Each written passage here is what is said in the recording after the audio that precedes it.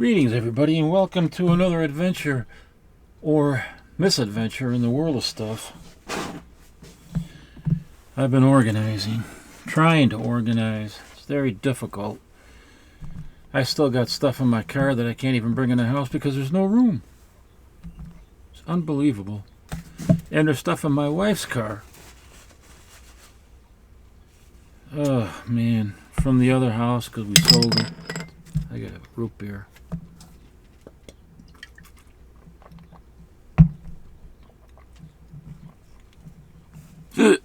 Oh, excuse me. Yeah, I've been looking for my Frank Gorshin signed movie stills from the movie Invasion of the Saucer Men. I can't find it. I showed one before. I have a couple of them. I showed one in previous videos. Now I can't find it for the life of me. But that's par for the course. I did find some other stuff here, though. Found a Lou Ferrigno. That's from the movie Hercules that he did. From MGM.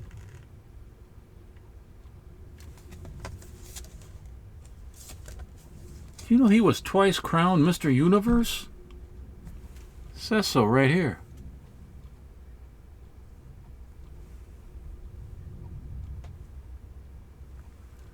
Christ's sake. What happened? Now I got this other light bothering me. Sorry.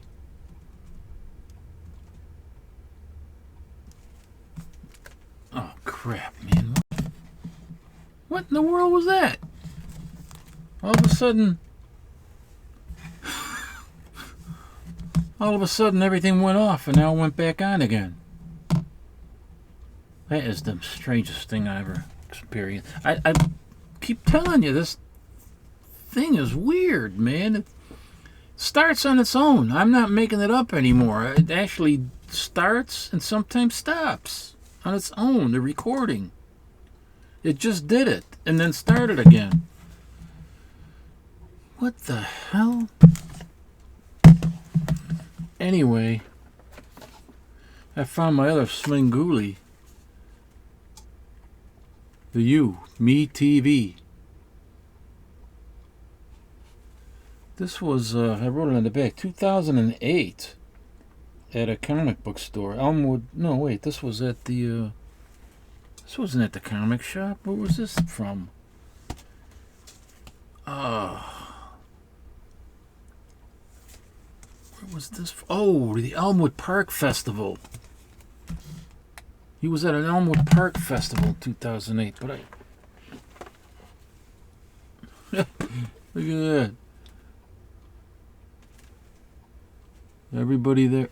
What the hell's with the light? That didn't happen before. I gotta fix this. Just did it again. Okay. Fix this. Now, hold on for a minute, man.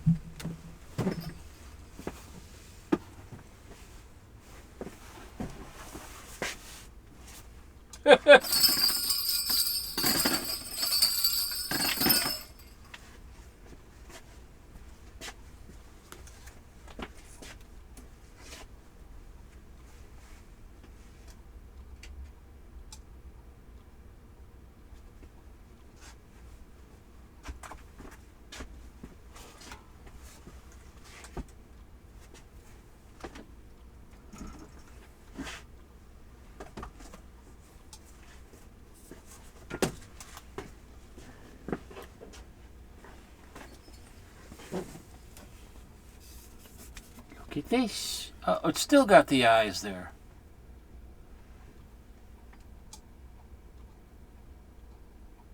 June Wilkinson, sexy British actress.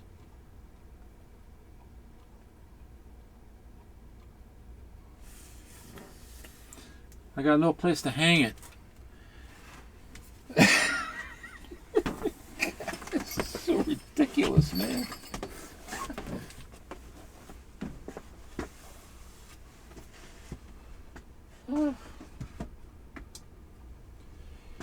What is going on, man?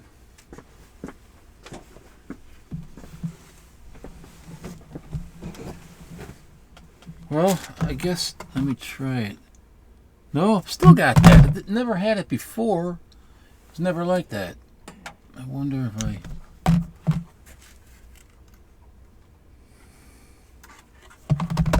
No. What if I put this on?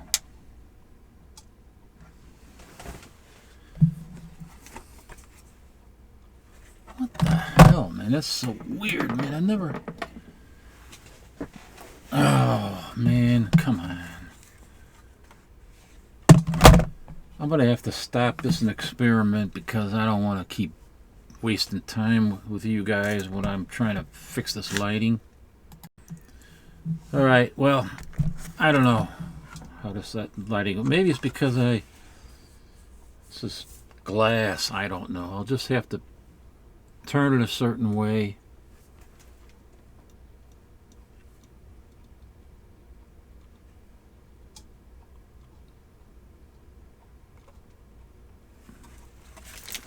Anyway, that's one Svengoolie, another Svengoolie. Oh, here's the other Svengoolie I got.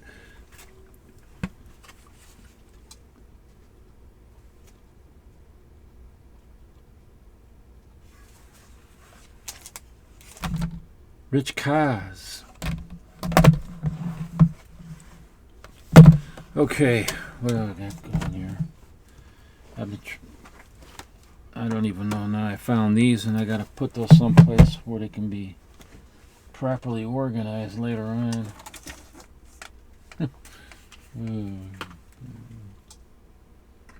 Gotta double check that I'm recording. Oh. What was that? Oh.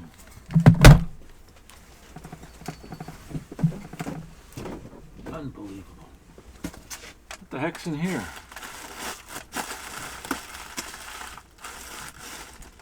Oh, I showed that last time, yeah. Oh.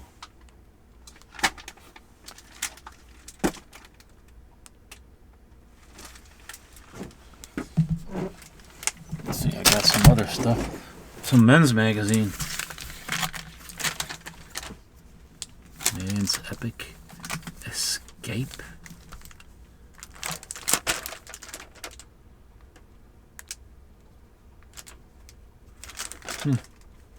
This is a cool men's adventure magazines. You know, they became popular after the Second World War in the late 40s, throughout the 50s and 70s, and even into the 80s, early 80s. Mainly had to do, they were gearing these towards soldiers coming back from the war. They went into the war reading comic books.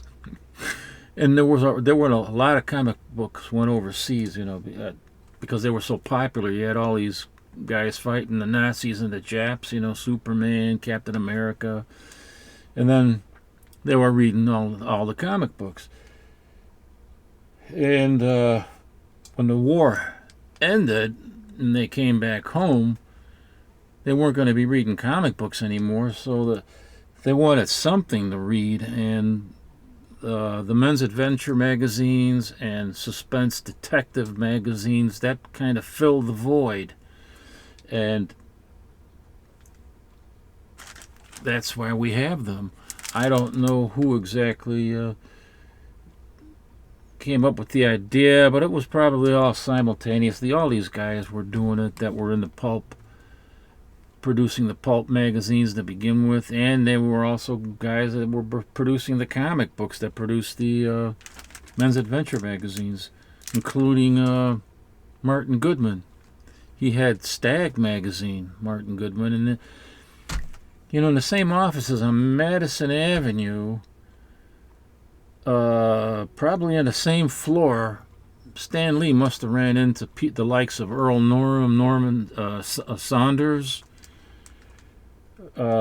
because they were all there in the same offices doing the work, you know, for Martin Goodman. The other guys were doing the comic books. These guys were doing men's adventure magazines.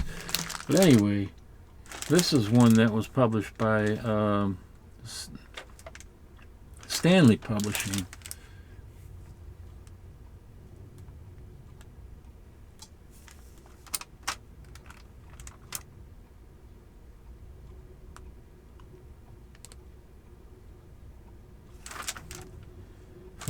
This is from December 1958.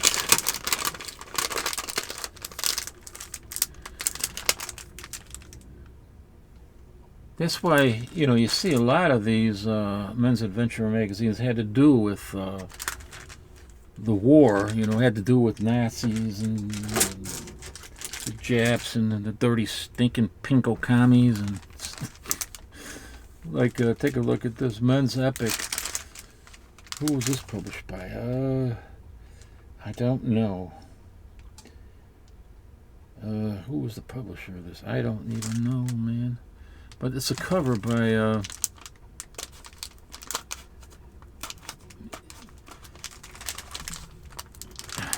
oh, I wrote it on the back here. EMT Publishing.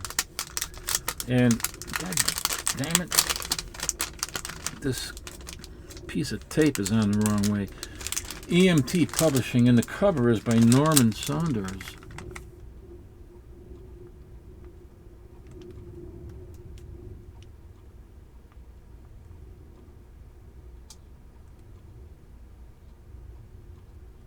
These are going for quite a bit of money.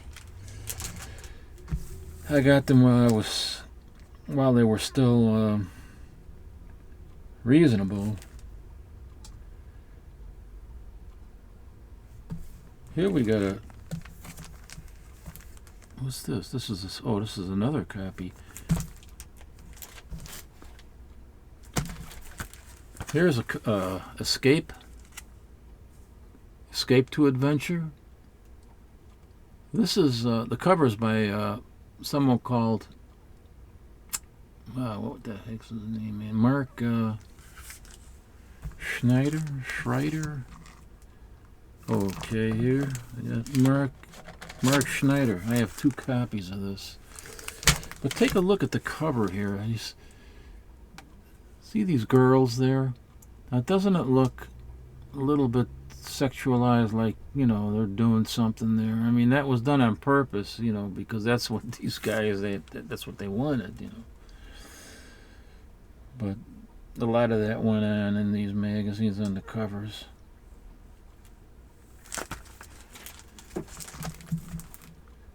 Who's the publisher? I don't know who the publisher is. Nothing on the cover to indicate that either. Here's an interesting cover. True Danger.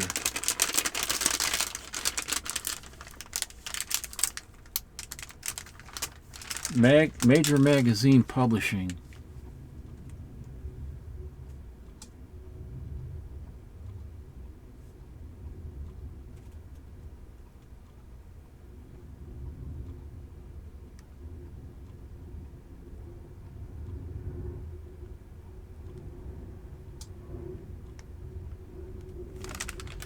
We're really into Bondage covers.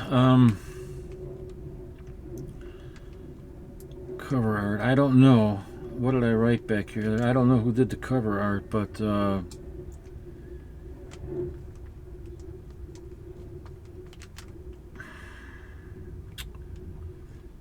I thought I had an idea who might have done it, but I guess not. And here is Wildcat magazine, Wildcat Adventures. This was published by Kandar, excuse me. Kandar Publishing. This is from 1962. Robert Sproul.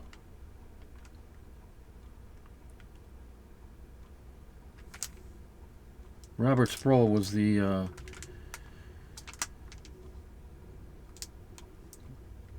publisher, and his company that published it was, he called it Kandar.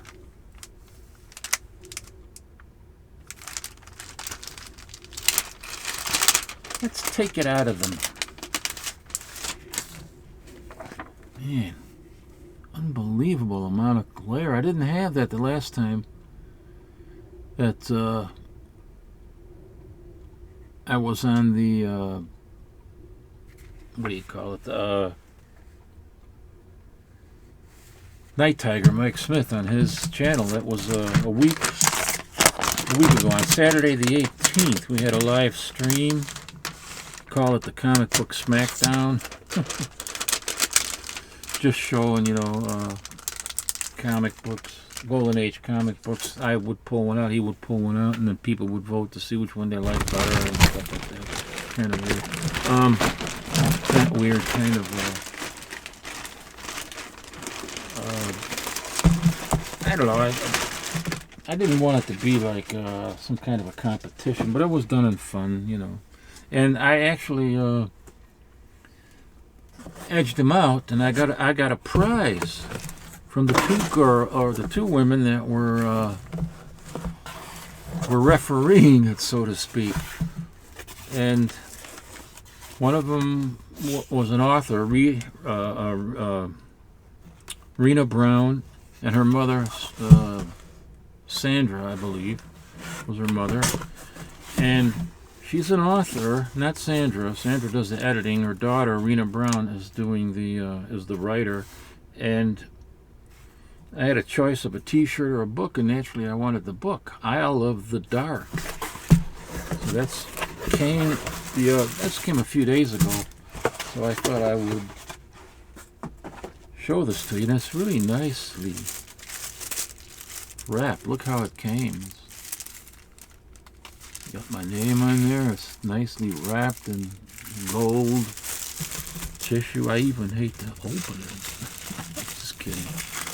But so nicely done. Carefully done. And they did such an awesome job. You know, we got two pretty, sexy women. Smart, intelligent.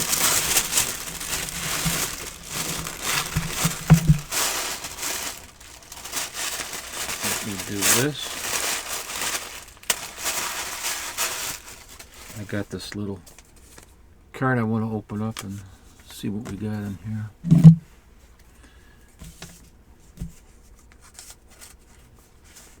And they were so terrific on that doing the refereeing and stuff.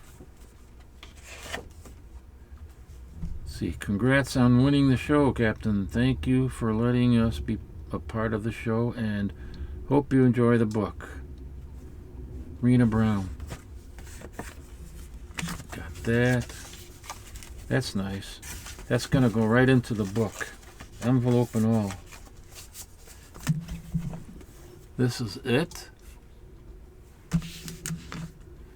And it looks, don't know a whole lot about it, but it looks to be sword and sorcery, adventure, fantasy, and goodness, it's only got a price of $15. That's not bad. That's inexpensive. She signed it for me. I can't wait to read this. Isle of the Dead has nothing to do with an island. That's actually the name of a character in the book. That much I know. And the cover design is by Armando Damian Aviles Lopez. First edition. Isle of the Dark.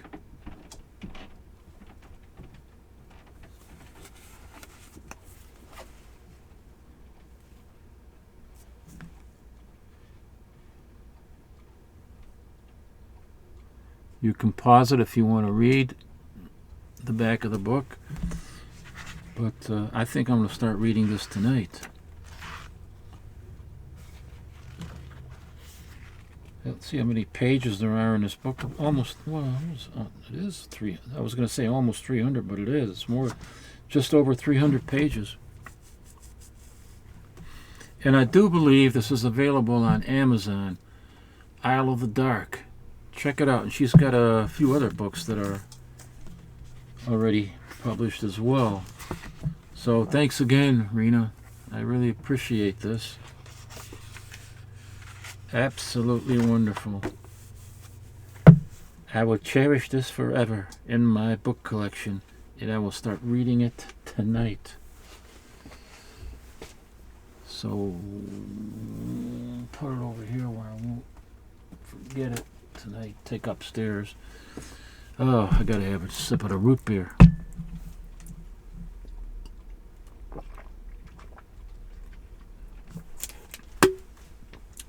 Oh, superstitious, eh?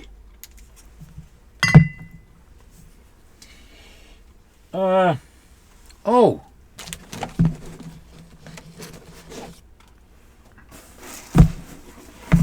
I got some other recent magazines that came in.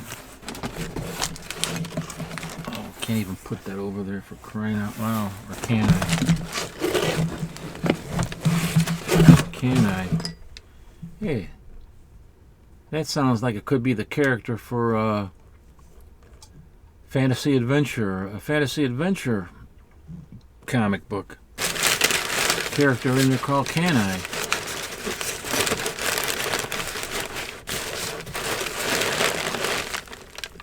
A character called Can I? And Race to the Outhouse by Willie Make It.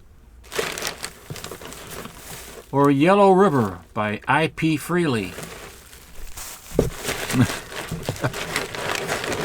Never mind. I'm just being a little bit stupid here. Look at this. This is really racy and risque cover, even for a men's adventure magazine.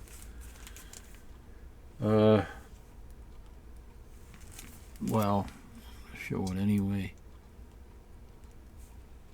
Wildcat Adventures. This is volume 5, number 3. It's from June 1964. No idea who does the cover.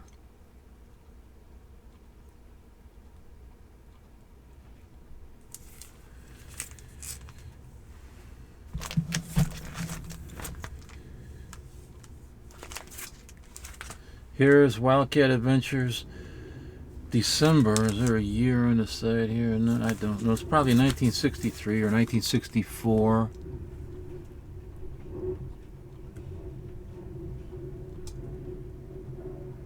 Look at that. Nympho Gaucho of the Mato Grosso. The Orgy of the Kamikaze. Women are better lovers than men. Yeah, well, going back to this one, good Lord, Lola Hearn's Flying Bordello? Hallucinogenic drugs must have played a role. Flying Bordello. Hope nobody falls off. Oh, here is a Wildcat Adventures from June 1960. The cover on here is by Basil Gogos. I don't know about pronouncing the name. Gogos. Basil Gogos. And what did he do? He did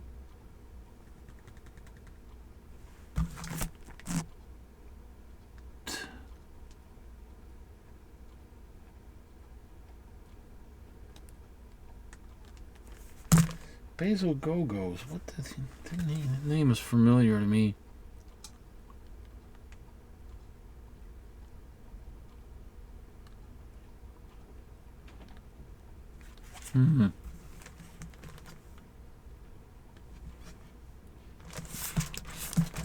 It eludes me. I know he did something that he was also known for, and that eludes me at the moment.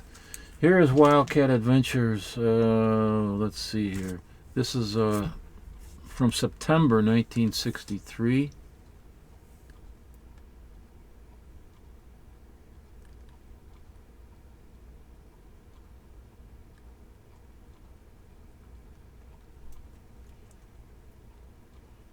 Oh, you know, Robert Sproul, Kandar Publishing, they did Cracked Magazine. They did Cracked Magazine. Or was it Sick? No, Cracked. The guy who published this published Cracked Magazine. And Martin Goodman had all those other weird titles: For Men Only, Man's World, Stag.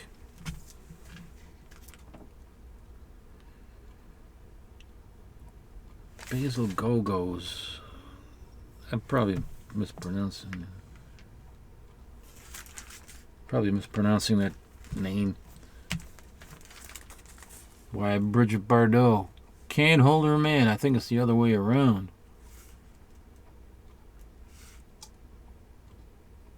They couldn't hold on to her because she wasn't liberal enough for these men. Today she's very outspoken about illegal immigration and Muslim immigration and destroying Western culture, especially in France. She speaks out against it and gets fined. She gets fined. This is democracy? You should check it out. Google it or whatever, and you'll see I'm not making that up.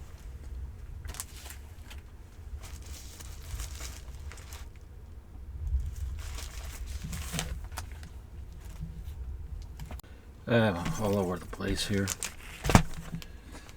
Okay, that's enough of the men's adventure magazines.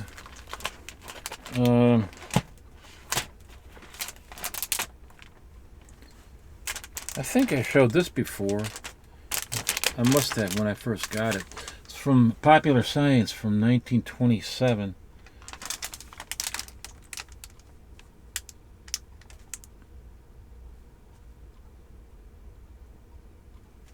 There's an article in here condemning flying. Man was not meant to fly. He'd have wings.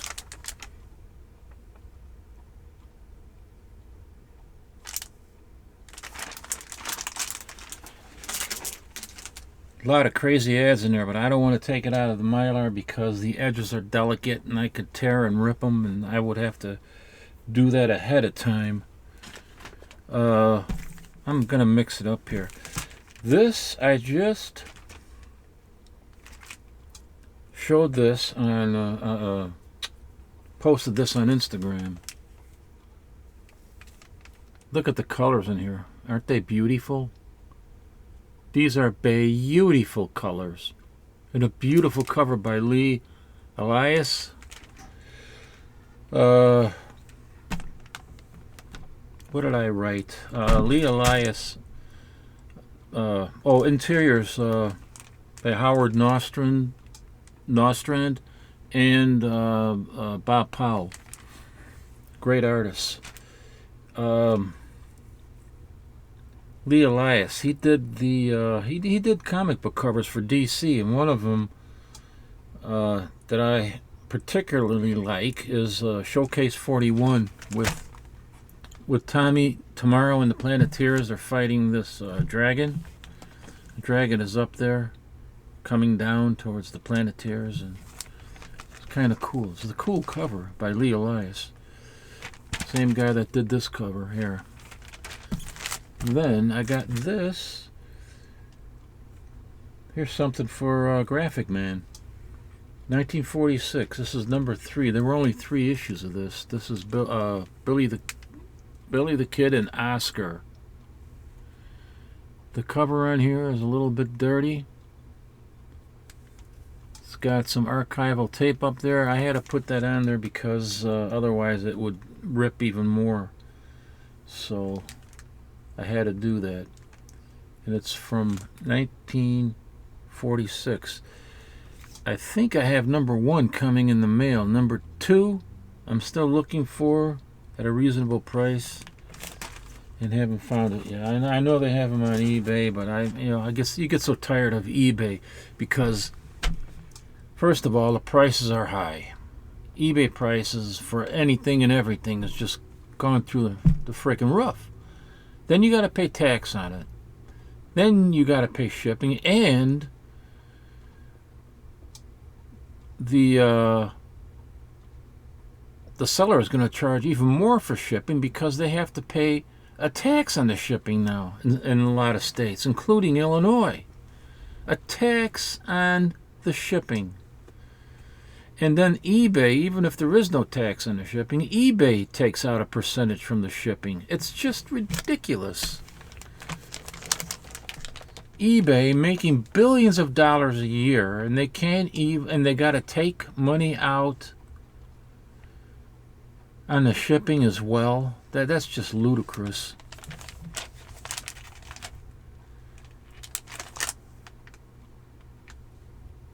Didn't I must have shown these on a live stream. I'm not sure. Startling Stories, Volume 4, number 3, 1940. Better Publications. Better Publications, also known as Pines, Ned Pines. They also published the comic books, of course. Here's Startling Stories. I got to rebag this and board it. Good grief. This is March of 19... I don't know. Was it 1944? No. I don't know.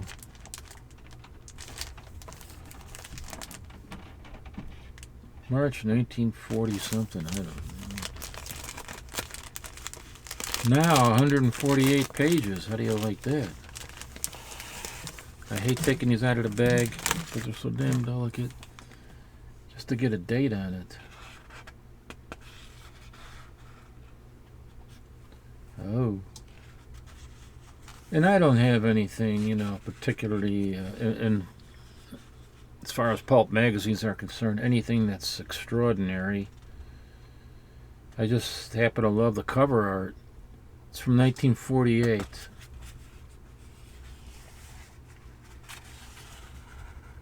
Learn radio. You should learn radio so you can repair my old radios, right?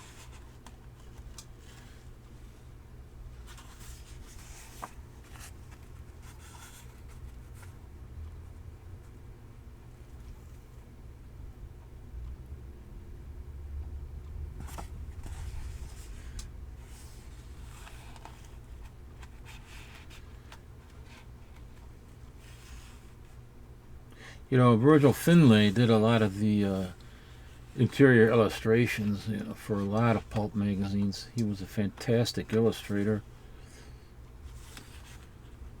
Don't know about the interiors here, unless it's signed.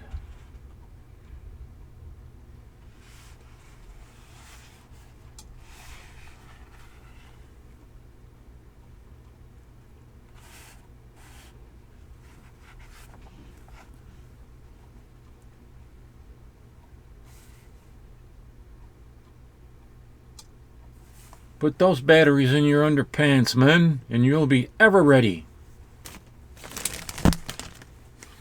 Oh,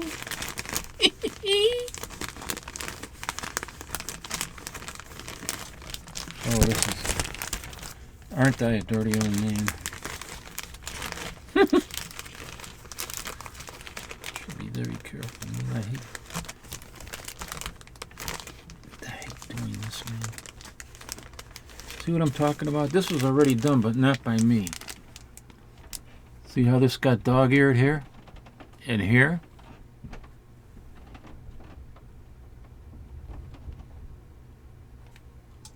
You realize what happened? if I don't put this back in there properly. This is why I don't like to take them out of the bag until I have a backer board on here. Or, I mean, until I'm ready to put a backer board on here and re-bag it.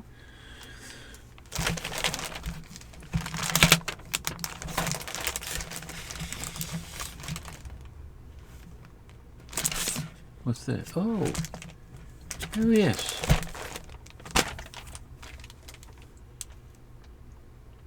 Cover by Walter Pop.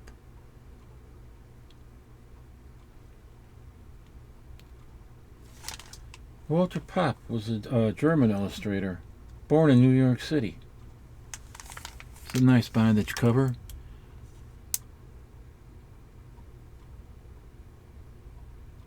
Has a hint of Lovecraftian fare, so to speak. It has a Lovecraftian feel to it.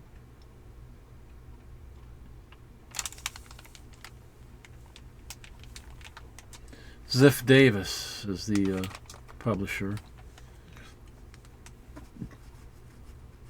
What did Ziff Davis do? Oh, they did a lot of stuff in comic books.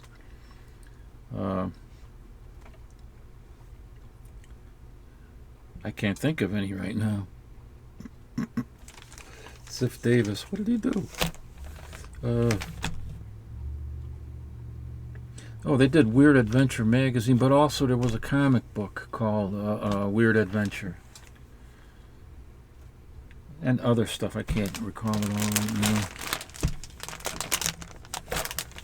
So, that's that.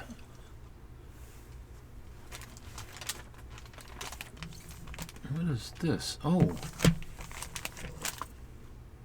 This is a little bizarre cover. Fantastic Stories of Imagination. Stories of Imagination. The House That Time Forgot. By Robert Young.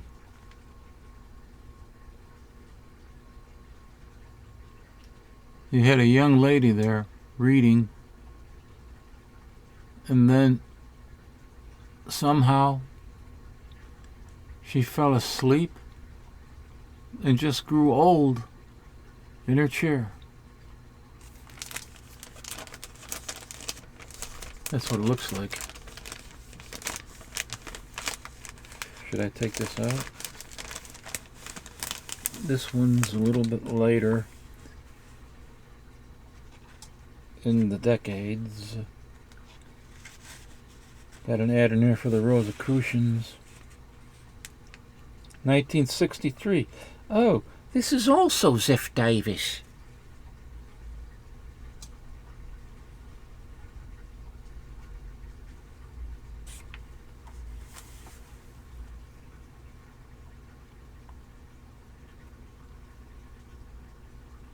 By Robert Young.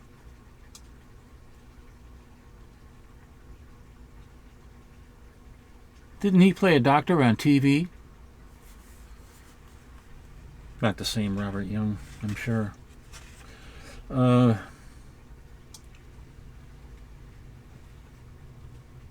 all right. Sometimes they do give you the cover artist. In this case they did, and it's Paula McLean.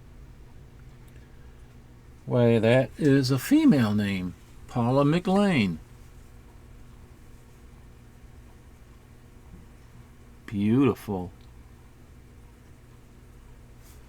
I wonder if I should look her up and see if she's still alive, and if I can get a hold of her, maybe have some things signed by her. I've shown them this already so many times. Earth Made on Venus. I've shown this on the Dum Dum show on the Hotel Orloff.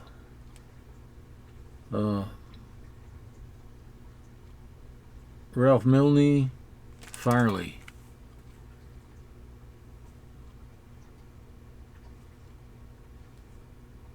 The original title to this. It's actually known as the Radio Man was the original title. All the interiors are Wally Wood. The cover is by Fawcett, Jean Fawcett, or Fawcett.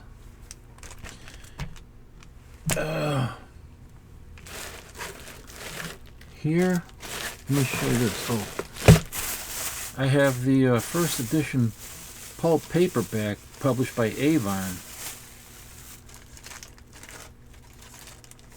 The first hardcover for the Radio Man, which also became known as an Earthman on Venus, was published in 1948. The hardcover was first published in 1948, and this is the first pulp paperback. That's what I call these. And this was published 1950.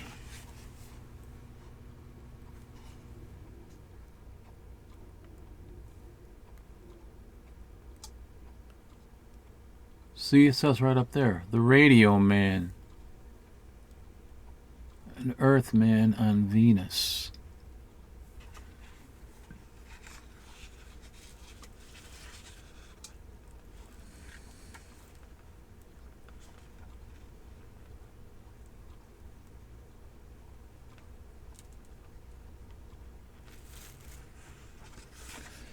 Oh, I'm trying to see it.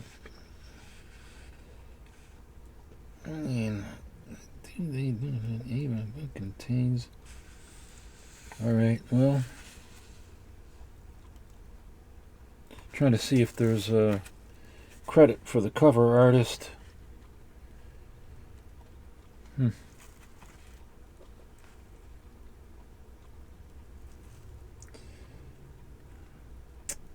don't see it. That ain't right.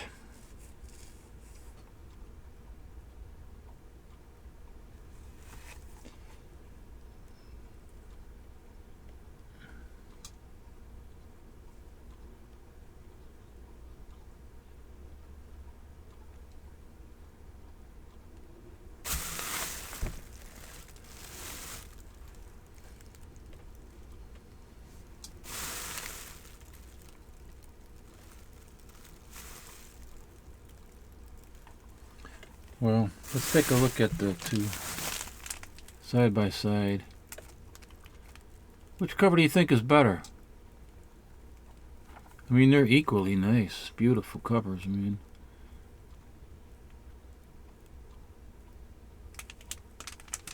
get my damn fat fingers out of the way here. I'm covering up her tootsies.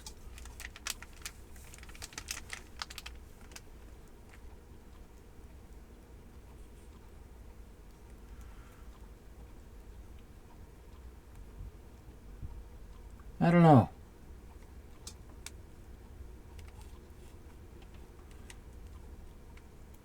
I like the comic book cover, but I love the way that the female is drawn on the paperback book. Much better.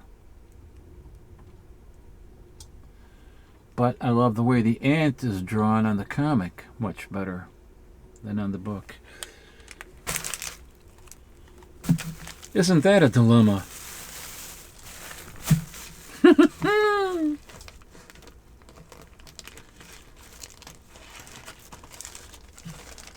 But I have this.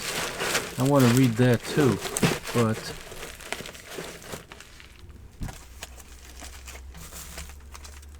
yeah, I got stuff everywhere.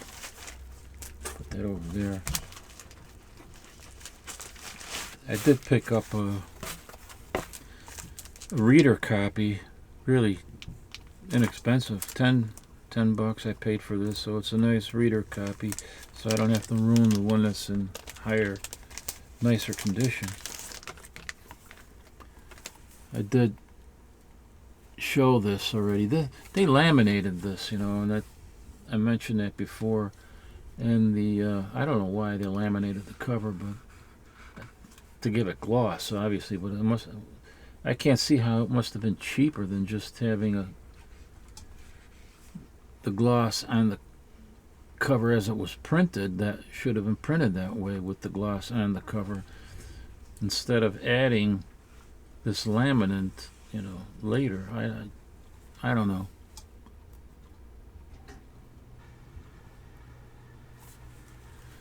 I don't have the hardcover. I know it's available, you know, you can eBay and all that stuff, but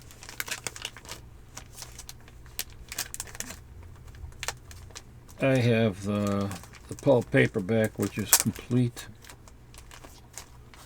and that's enough for me.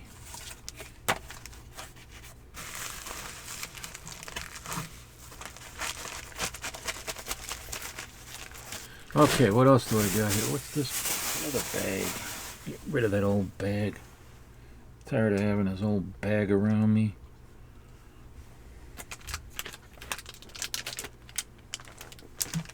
Oh, okay. What? I've shown these on Instagram. I've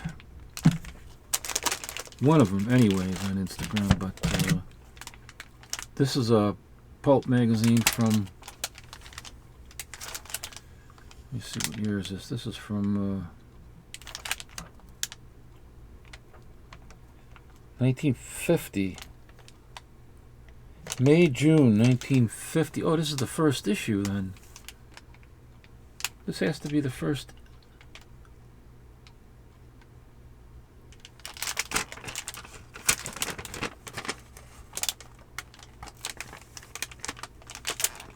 Let me see.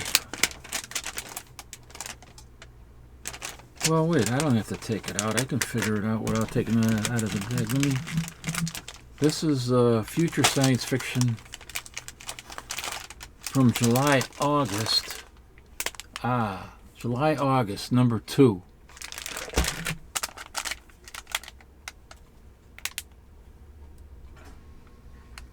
I like the way she's jumping off that rocket. And she's got that kind of smile on her face where she's going, wee! Covered by Earl Burgee. I mean, she's not even in outer space, so she can't be floating, because it doesn't look like outer space unless they're very close to the sun. And those rockets got to be pretty hot. And they're spewing a lot of rocket fuel out the back. That is so weird and strange, I say. But this is number 2. So that means that's July, August of 1950. So May, June of 1950 would be issue number 1.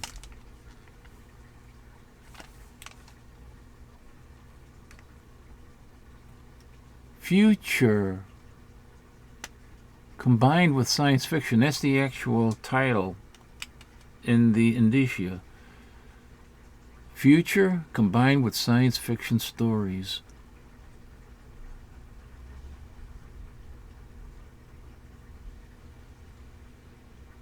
Nobody saw the ship. Don't anybody saw the ship, because it's made out of wood and it will sink.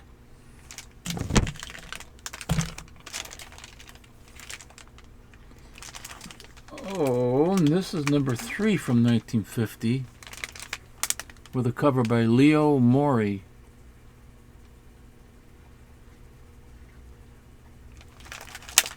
Am I covering up her legs? I'm sorry. She's got this weird look on her face, doesn't she?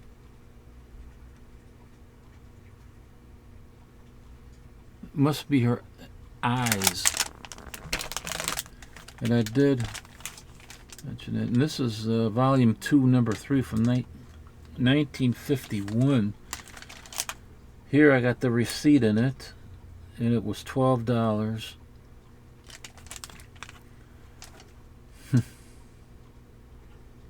It's just absurd. There shouldn't be any taxes on books and magazines or comics. They do it because it's considered collectible. Just crazy. I don't like it. But anyway, there it is.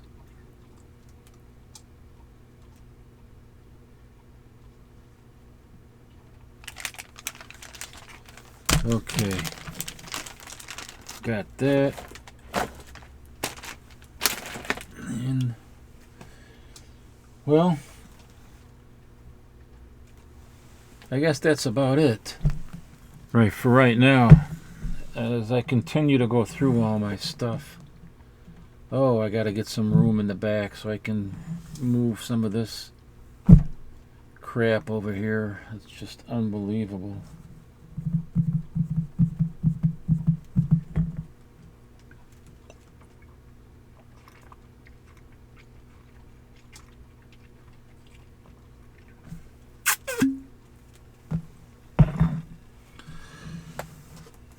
Well,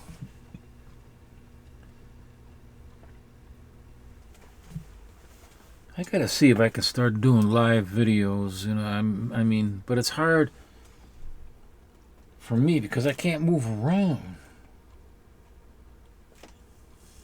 I don't want to be stuck in one place if I'm doing a live video. I want to be able to move around the area, and then I gotta do the chat and everything as well. But Horror Mike would help me with doing a live stream anyway. But my goodness,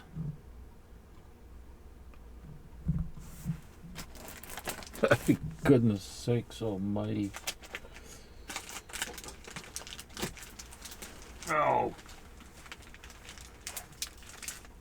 I already brought that other book upstairs.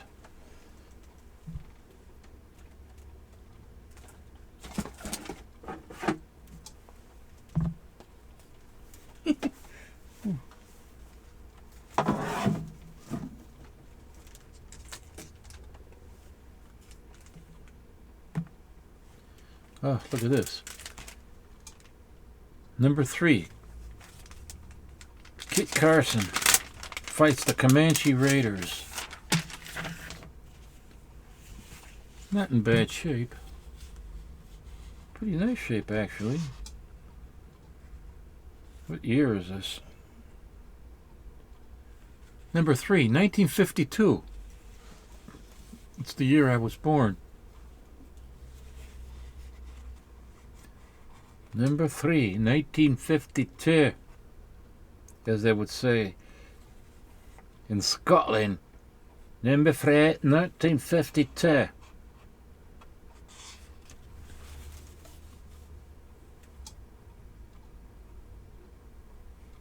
How'd you like to be the old man?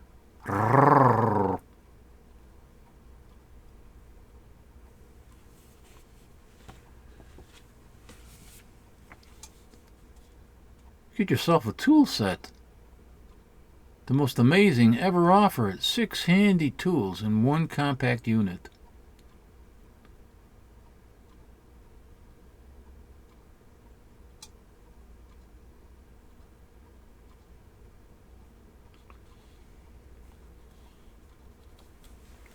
Hey, let me see something here.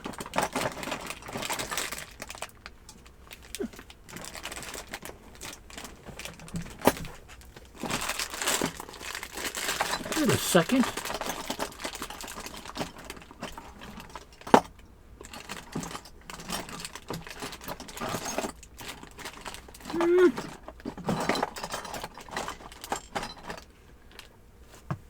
Where's the cap for it?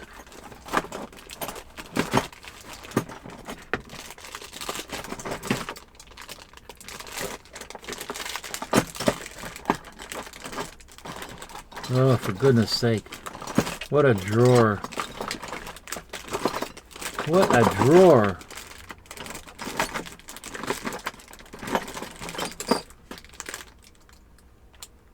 There's so much schmutz in this drawer. It's unbelievable. Anyway, here. Let me show you. You see that hammer? That's what this is.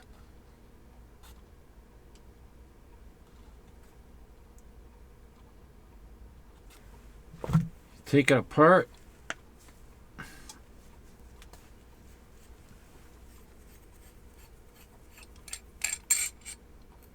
See? And then you can take out, this comes apart.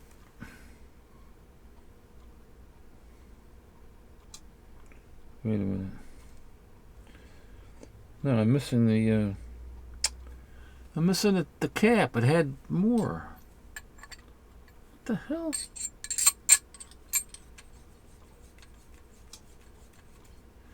Anyway, I have a couple of these, so I must have the other parts of it someplace. But that's what that is. You can still buy these today. They were available in 1952.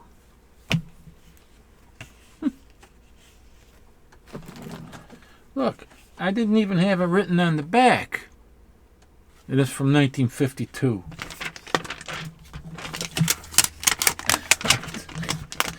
I got so many books from that.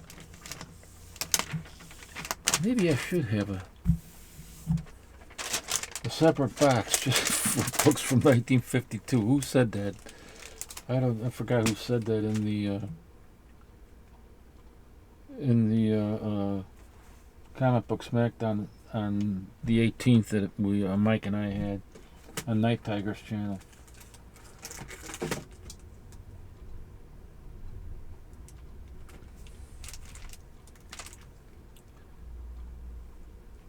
Here's the Texan comics.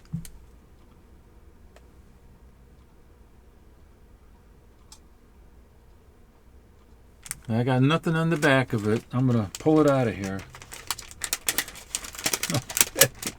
I bet it's from 1952.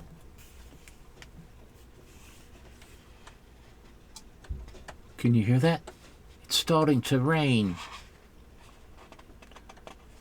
I love the rain, but not when it comes in down here. That's not even funny. No, of course not. This one is from 1949, number 3 from 1949.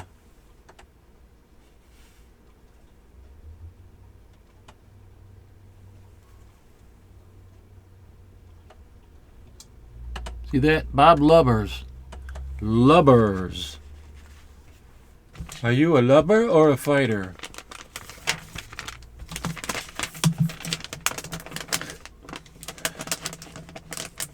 Alrighty, folks.